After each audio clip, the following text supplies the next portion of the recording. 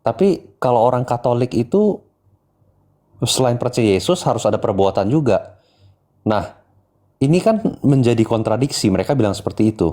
Menurut pandangan Katolik seperti apa? Apakah perbuatan juga nentuin keselamatan? Itu menurut Katolik.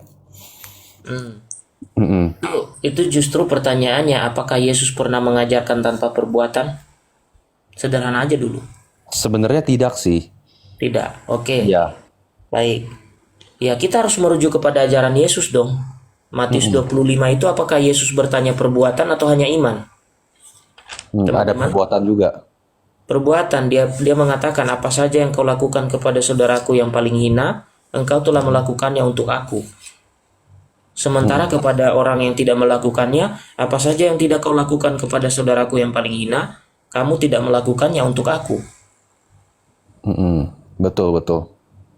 Iya. Ya. Nah, Mm-mm. oke. Apakah ketika penghakiman terakhir tidak dibutuhkan perbuatan? Itu jelas loh, judul judul perikopnya segede gaban gitu. Orang Protestan nggak tahu. Ini Mm-mm. penghakiman terakhir yang barusan saya baca loh. Ya. Mm-mm. Bagaimana dikatakan tidak ada perbuatan? Ini jelas loh judulnya loh. Penghakiman terakhir. Penghakiman terakhir, Mm-mm. ya kan? Iya. Oke. Nah, kemudian kita lihat ya, 1 Korintus 13. Kita bandingkan nanti dengan penghakiman terakhir yang ada di situ ya. Mm-mm. Oke, 1 Korintus 13. Apakah juga hanya mengatakan iman di situ atau iman, harapan, dan kasih? Nah, Protestan hanya ngambil satu. Ngeri kan ajarannya kan? Iya sih. Wah, walaupun kelihatan benar, tetapi kok ada yang dikurangi ya gitu maksudnya. Iya, Ah, iman, iya. harapan, dan kasih. Benar nggak, bro? Pernah dengar nggak itu? Iya betul, iman, harapan, dan kasih. Saya pernah dengar. Dan yang paling besar adalah Dan yang kasih. paling besar adalah kasih. Ah, Iya. ayo lo. Nah, kasih itu kan berkaitan sama perbuatan ya. Iya. Oke, Nah, kita iya. lihat ya. Nih ya, kita baca nih dari sini aja supaya jelas ya. Mm-mm. Sekalipun aku dapat berbicara dalam semua bahasa manusia dan bahasa malaikat, tetapi jika aku tidak mempunyai kasih, aku sama dengan gong yang berkumandang dan simbal yang gemerincing. Sekalipun aku mempunyai karunia untuk bernubuat, dan aku mengetahui segala rahasia, dan memiliki seluruh pengetahuan, dan sekalipun aku memiliki iman yang sempurna untuk memindahkan gunung, tetapi jika aku tidak mempunyai kasih, aku sama sekali tidak berguna. Mm-mm. Dari kalimat ini saja dulu, gimana menurut bro? Imanmu sudah sempurna, tapi kasih tidak ada. Kira-kira selamat gak menurut bro? Eh, Sebenarnya begini ya, kalau baca Alkitab kan harus keseluruhan ya. Saya Hmm. pernah baca juga selain di ayat ini di surat Yakobus ya. Hmm. Dikatakan iman tanpa perbuatan adalah mati. Ya, Iya. Wah. bahkan di situ dikatakan orang yang hanya bilang beriman saja selamat itu orang bebal. Iya betul betul. Gitu. Wah. Hmm. Nah, Iya. di sini dikatakan imanmu sudah sempurna loh bro. Menurut Injil, iman yang sempurna itu kan bisa memindahkan gunung kan? Mm-mm. Oke ya. Iya. Jika engkau mempunyai iman sebiji sesawi saja, engkau dapat berkata kepada gunung itu pindahlah. Betul ya? Iya. Ini Rasul Paulus pasti juga memparalelkan dengan itu. Karena Rasul Paulus mengajarkan ajaran Yesus. Iya. Oke. Tetapi di sini Rasul Paulus membuat yang lebih lagi, atau menjelaskan, memaparkan makna dari apa yang Tuhan Yesus ajarkan itu. Tetapi walaupun kamu bisa memindahkan gunung, kalau kamu tidak punya kasih, sama sekali tidak ada gunanya, kata Rasul Paulus. Hmm. Bayangkan, orang beriman tapi jadi koruptor. Hmm. Nah, Gitu. Nah, iya. bahkan di ayat 3 coba ya. Sekalipun aku membagi-bagikan segala sesuatu yang ada padaku, bahkan menyerahkan tubuhku untuk dibakar, tetapi jika aku tidak mempunyai kasih, sedikit pun tidak ada faedahnya bagiku.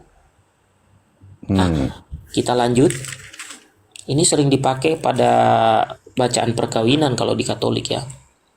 Iya. Nah, kita lihat di bagian akhir lah ya, ayat 13 dikatakan, Demikianlah tinggal ketiga hal ini, yaitu iman, pengharapan, dan kasih. Tetapi yang paling besar diantaranya ialah kasih. Ya, tapi Protestan mengatakan hanya iman. Ini ada 3. Iya, betul betul. Iman, pengharapan, kasih. Nah itu, tapi di sini Rasul Paulus tidak bilang hanya iman loh. Hanya dia beritahukan yang paling besar adalah kasih, dia katakan. Wah, iya, betul betul betul. Itu. Nah, terbukti sih ini memang Katolik Alkitabiah, lebih Alkitabiah malah daripada orang yang mengaku sola scriptura dan Alkitabiah. Betul. Ini baru dijelaskan melalui Alkitab loh, belum dijelaskan melalui tradisi gereja dan magisterium loh. Saya kasih contoh dari histori saja. Iya. Bayangkan para bapak gereja, kalau mereka hanya beriman saja, lalu ketika mereka mendapat penganiayaan mereka lari, kira-kira imannya iman yang benar atau iman yang salah itu? Itu iman yang salah. Tapi bapak gereja beriman secara benar, makanya dia berani menjadi martir. Nah, Iya, ya kan berarti iman itu diikuti Ada perbuatan. Bayangkan kita punya bapak gereja semua pengecut, bro. Iya. Iya, betul. Oke. Tetapi jika orang setelah dibaptis di dalam gereja Katolik, tentunya kan manusia nggak sempurna ya. Pasti bisa berdosa, lalu ada sakramen pengakuan dosa begitu. Betul. Nah, tapi bagaimana kasusnya jika orang yang sudah dibaptis Katolik ini sudah tua nih? Dia melakukan dosa lagi. Tapi dia belum sempat melakukan sakramen pengakuan dosa, lalu dia meninggal tiba-tiba. Belum sempat. Nah, apakah dia tiba-tiba kehilangan keselamatannya? Apakah dia masuk neraka atau sebenarnya dia tetap bisa masuk surga karena Tuhan mengampuni gitu? Atau gimana? Oke. Di dalam iman Katolik dikenal 2 dosa, bro. Ada venial sins dan mortal sins. Seperti diajarkan di dalam 1 Yohanes 5. Iya. Oke, kalau bro mau buka 1 Yohanes 5 ayat 16 sampai 17. Oke, saya bacakan ya, mudah-mudahan teman-teman. Jadi gini, di dalam gereja Katolik ya, tidak sekonyong-konyong semua dosa itu sama. Semua dosa sama. Yang korupto 1 miliar sama dengan yang curi pisang karena kelaparan. Itu nggak sama. Ini berbicara nanti mengenai keadilan Allah. Ya. Oke, kita baca. Ayat 16. Kalau seseorang melihat saudaranya berbuat dosa, yaitu dosa yang tidak mendatangkan maut, hendaklah ia berdoa kepada Allah dan Dia akan memberikan hidup kepadanya, yaitu mereka yang berbuat dosa yang tidak mendatangkan maut. Ada dosa yang mendatangkan maut, tentang itu tidak kukatakan bahwa ia harus berdoa. Semua kejahatan adalah dosa, tetapi ada dosa yang tidak mendatangkan maut. Iya. Dari kalimat ini berarti ada 2 dosa. Yang mendatangkan maut dan yang tidak mendatangkan maut. Iya. Nah, kita kaitkan dengan Injil. Di mana Yesus mengatakan ada dosa yang tidak bisa diampuni. Matius Roh Kudus ya. Menghujat Roh Ya. Kudus. Oke. Matius 12 ayat 32. 12:32 33 kemungkinan ini. Ya, 32 dulu deh ya. Apabila seorang mengucapkan sesuatu menentang anak manusia, ia akan diampuni.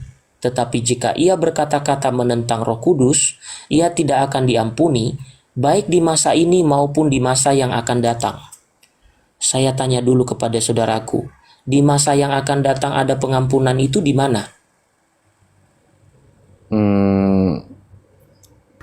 Setelah kematian. Setelah kematian. Nah, setelah kematian itulah kemudian yang di orang Katolik bilang adalah purgatorium. Jadi, dosa tadi ada 2 ya.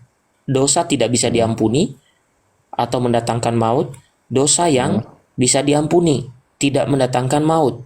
Tadi dikatakan yang tidak mendatangkan maut kita bisa mendoakan. Nah, Oh.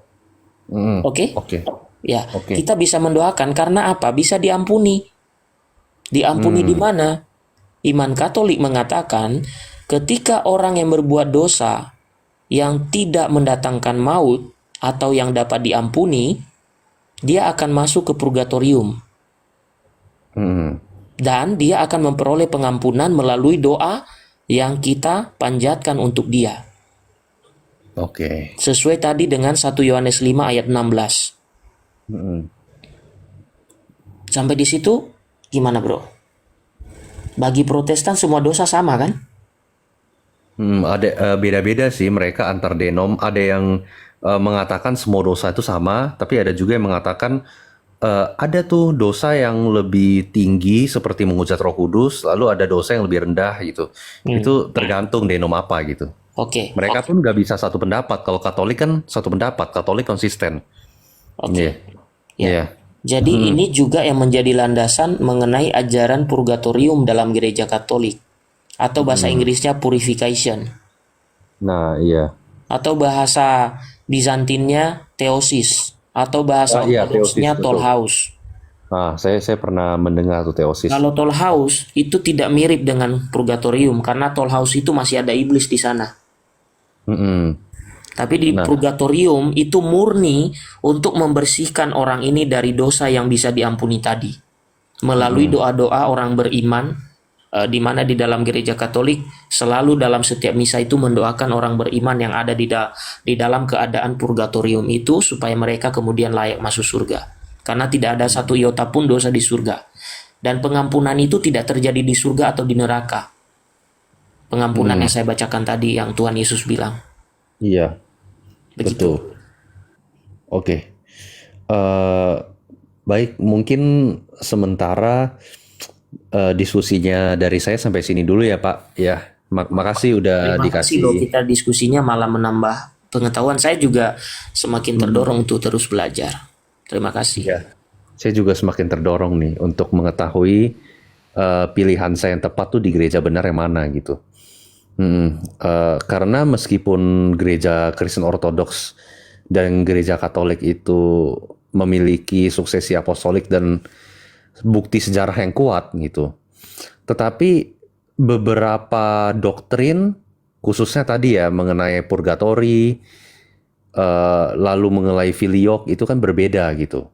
Nah, Begini bro, sebelum selesai saya jelaskan bahwa pada intinya, iya, pada intinya ya, sebentar, saya tunjukkan ke bro mengenai toll house. Nanti baca-baca ya, sebentar. iya, ada juga Tartarus sama Firdaus itu. Nah, Kalau jadi gini, iya, sebenarnya pada intinya itu adalah nanti purification bro.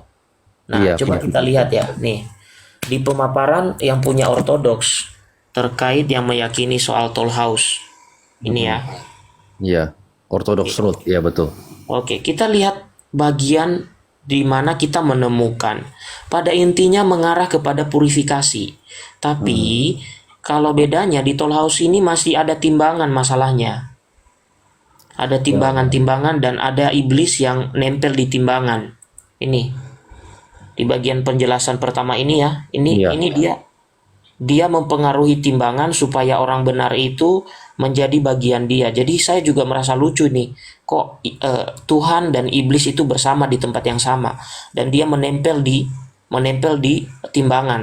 Nah, saya kurang tahu iman ortodoks yang bagian ini. Tetapi yang mau Nanti saya saya tunjukkan, tanyakan. ini mau saya tunjukkan apa tujuan pada akhirnya. Ini Purification, iya betul. Itu titik temu dengan purgatori, tapi walaupun beda, tapi itu titik temunya.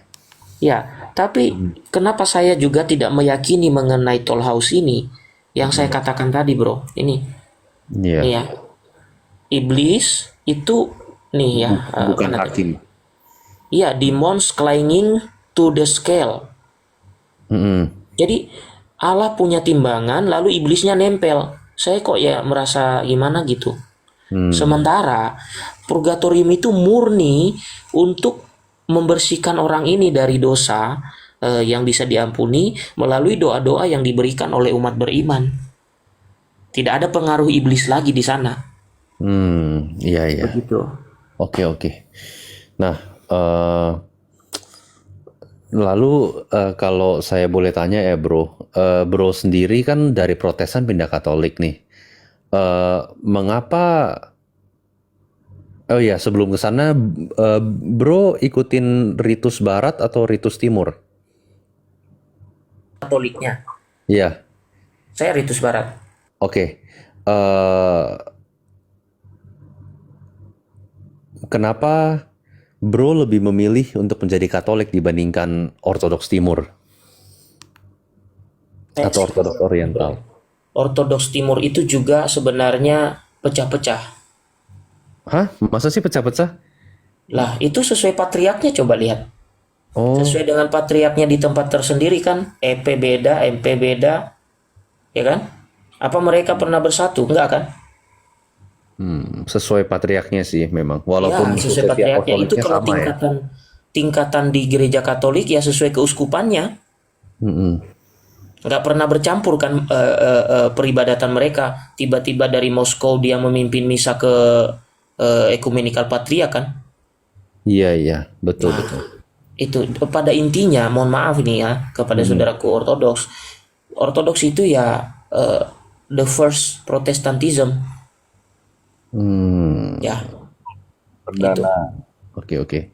Nah, ya oke, itu pendapat Katolik. Tetapi ketika eh, saya mendengar ada ritus Katolik Timur ya, saya kan mendengar ada beberapa tradisi yang beda nih. Misalnya Romo tuh boleh nikah begitu ya. Itu bukankah itu juga berbeda ya? Karena kan Katolik Timur itu juga memiliki patriark sendiri, betul gak bro? Memiliki patriark sendiri tapi di bawah paus, bro. Oh, Pantarannya uskup itu. Pantarannya oke. uskup. Nah, ritus yang disebut tadi itu kan ritus yang dibawa dari Ortodoks mereka. Jadi orang Katolik itu menghormati ritus itu. Paus menghormati ritus mereka, di mana mereka dulu ya, yang 23 mungkin yang dimaksud oleh bro, ada 23 gereja dari timur itu, yang dulu mereka adalah bisa dikatakan semacam keuskupan Ortodoks, yang kemudian bergabung mengakui kepemimpinan Paus. Nah, mereka itu ya tetap hitungan dari gereja Katolik, dan mereka juga merasa itu sebagai uskup. Contoh, di Australia pernah kan melihat kan ada uskup dari gereja Katolik Ukraina kan, di ditabiskan dijadikan kardinal oleh paus kan, pernah dengar Iya, kan bro? betul, betul, pernah. Ya, itu dalam konteks patriark yang mereka maksud. Kalau dalam Katolik Timur itu ya sepantaran dengan uskup agung Mm-mm. gitu. Oke. Jadi kalau mengenai tadi menikah atau tidak menikah, itu di dalam Alkitab ada pilihannya itu bro. Dalam gereja Katolik Barat itu juga ada loh. Pernah dengar nggak di Amerika ada yang dia udah menikah tapi istrinya sudah meninggal? Iya, pernah.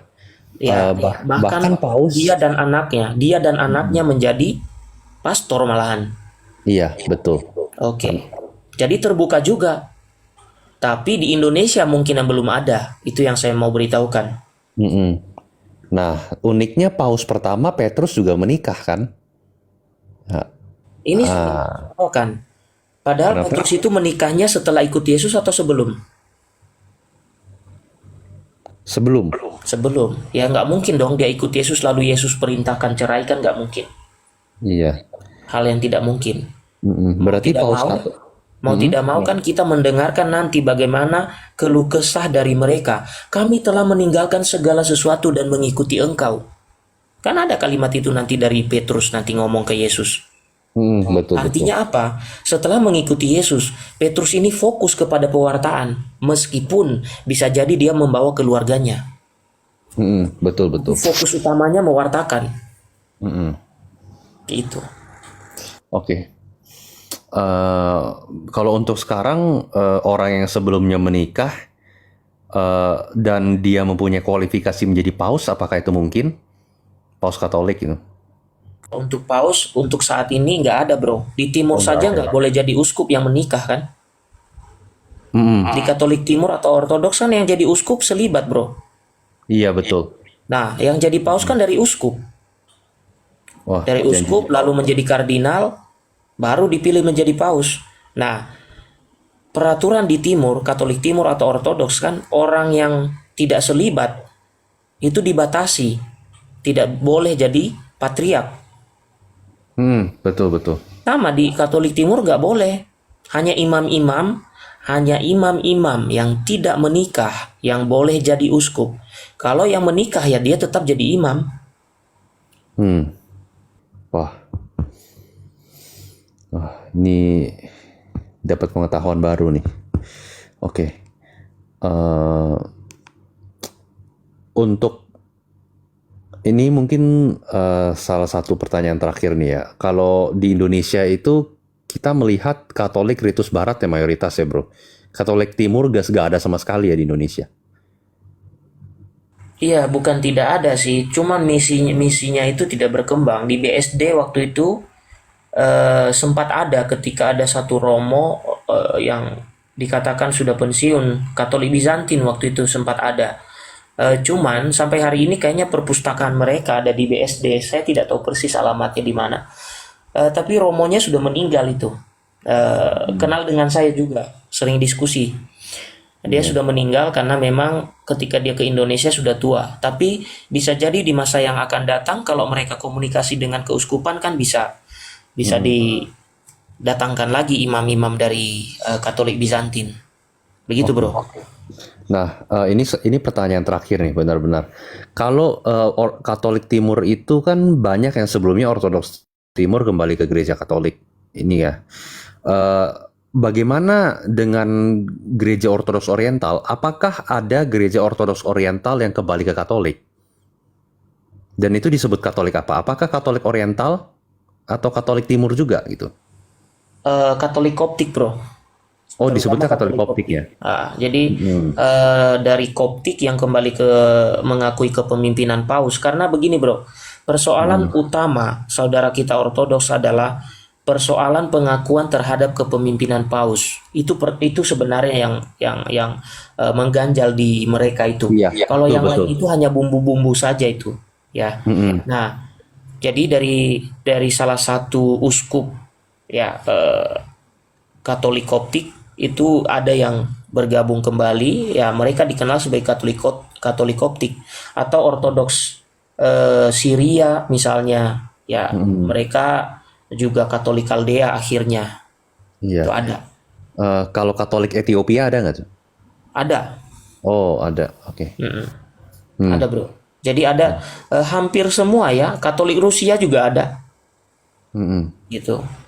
Saya di sana kan ada satu imam yang dia punya akun YouTube kalau nggak salah, Suara Siberia, sekarang sudah diganti namanya. Beliau kan melayani di sana di Rusia. Begitu. Oke, bro. Mungkin cukup ya diskusi hari ini. Senang sekali nih bisa menambah pengetahuan tentang Katolik ya. Mungkin saya harap diskusi tentang Katolik ini bisa terus berjalan secara toleransi ya bro. Oke, makasih ya bro. Malam. Saya ini dulu ya, live dulu. Ya. Malam. Oke. Salve. Salve, salve. Salve bro, salve.